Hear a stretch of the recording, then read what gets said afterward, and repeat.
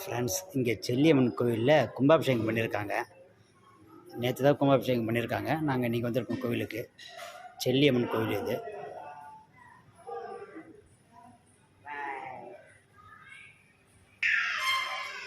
நேற்று தான் கும்பாபிஷேகம் பண்ணியிருக்காங்க.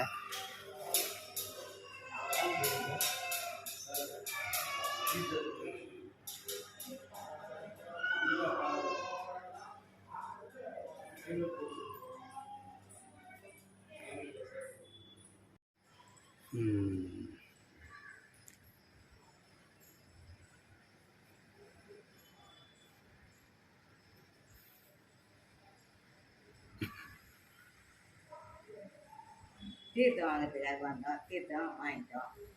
கும்பாபிஷேகம் தீர்த்தமா? கும்பாபிஷேகம் தீர்த்தம்